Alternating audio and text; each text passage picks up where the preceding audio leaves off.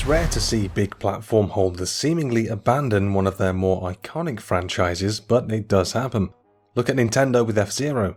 I wouldn't exactly call Blinx the Time Sweeper iconic, but it made enough of an impact in its 2 games on the original Xbox that the fact it's not on more modern platforms is noticeable. You could also say the same thing about Banjo-Kazooie. In fact, that's the better example, forget I ever mentioned Blinx. Over on the PlayStation, there's one franchise that seemingly dropped off the face of the earth, only to be briefly mentioned again more recently and then dropped a second time like a bad habit.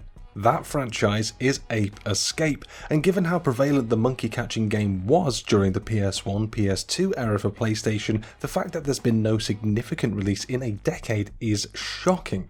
Will we ever see a new game in the series? Let's take a look, starting off with the history of the franchise. The first Ape Escape was developed by Japan Studio and published by Sony Computer Entertainment. It launched in 1999 for the PS1, and it's pretty much as the title suggests. Some apes have escaped and you must run around some colourful and varied levels with a net to try and capture them. While that doesn't sound revolutionary, Ape Escape was the first game in PlayStation's history to be developed specifically for the DualShock controller, making use of the twin-stick control setup. Ape Escape was widely beloved on release with a host of positive reviews and enough commercial success to warrant a host of follow-ups and spin-offs, and entered both the Greatest Hits series in the US and the Best Of series in Japan. It was even enough of a success that the original game was ported onto the PSP as Ape Escape on the Loose, though the thought of trying to play Ape Escape with the PSP's lone analog nub does not sound appealing.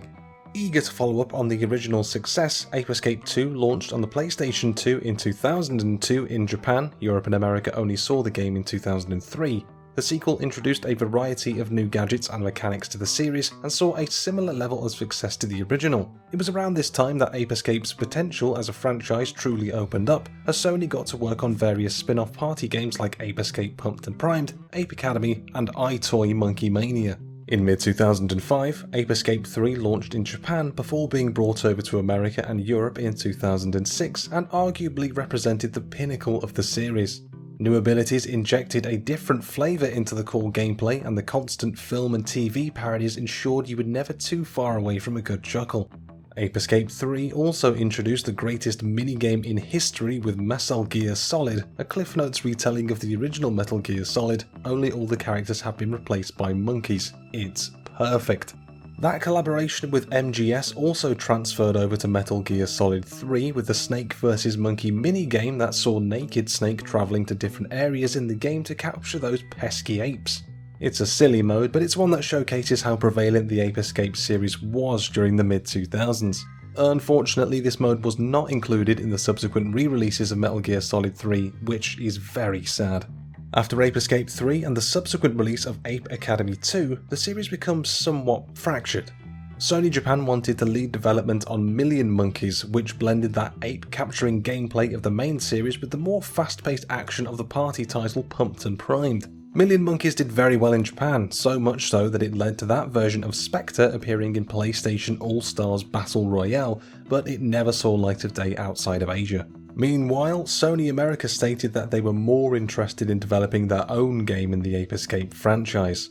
They came up with Ape Quest, a role-playing take featuring the iconic apes that seemed about as far removed from the original material as Super Monkey Ball Adventure was to the original puzzle game. I didn't even know it was a thing until researching this video, so it clearly set the world on fire. The last standalone Ape Escape release was the PlayStation Move's Ape Escape, which is exactly what you think it is. It's a rail shooter / party game for the PlayStation 3 that requires the Move controllers to work, and it was critically shafted when it was released.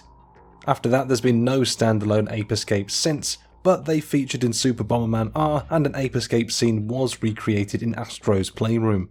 The lack of a new Ape Escape game is concerning, but it doesn't seem like it hasn't been through a lack of trying. A 4th Ape Escape game was practically revealed back in 2006 with an advert in Famitsu. After the announcement of Ape Escape alongside the PlayStation Move controller in 2009, some speculated it to be the fabled 4th entry, but it was revealed to be the aforementioned Move game. Fast forward to 2016 and PlayStation Japan shares a tweet heavily hinting that they're working on a brand new entry in the Ape Escape series. After that, it was radio silence for 3 years until 2019 when an official 20th anniversary Twitter account was created for Ape Escape and the official Japanese website was even updated. Fans felt like this would lead to the inevitable announcement of a new game. Unfortunately, it wasn't to be. About a year after the Ape Escape account first appeared, they shared a thread about how it's time to say goodbye and that they had some regrets about the things they wished they could do during the 20th anniversary. While nothing's been officially revealed about the behind-the-scenes workings, the general consensus is some kind of Ape Escape project was in the works, but then was ultimately shelved. Cue sad tears from all the children, and by the children, I mean me. In my heart of hearts, I wish I could say yes, but I'm not convinced it will ever happen. The PlayStation currently has their fill of 3D platformers, with Sackboy and Astro's Playroom all receiving fantastic praise. The Astro series is even developed by Sony Japan, the previous developers of Ape Escape, so it's possible that they've shifted their priorities over to the new star. However, Crash Bandicoot was originally developed by Naughty Dog, but Vicarious Visions did a fantastic job with the Crash Bandicoot N. Sane Trilogy. Similarly, Toys for Bob knocked it out of the park with the Spyro Reignited trilogy, effectively remaking the work done by Insomniac Games. Just because the original developers of a classic platforming game aren't involved doesn't mean that a remake can't be incredibly successful, and if Crash and Spyro have proved anything, it's that the nostalgia dollar is stronger than ever. Sony themselves have proved that they're no strangers to bringing out the remakes, with Demon's Souls being considered to be one of the best launch games for the PS5, if you can get a hold of a PS5, or have the £70 to buy the game anyway. Ape Escape 2 is also available to play as a PlayStation 2 classic on the PlayStation 4, PlayStation 5, and Ape Escape 3 was rated for PS4 by the ESRB in 2020, but nothing has come of that yet.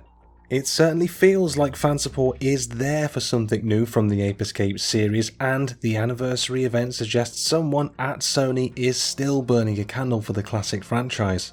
Hopefully, one day the planets will align and the apes will escape once again. In the meantime, I'll be over here petitioning Nintendo for a new F-Zero game.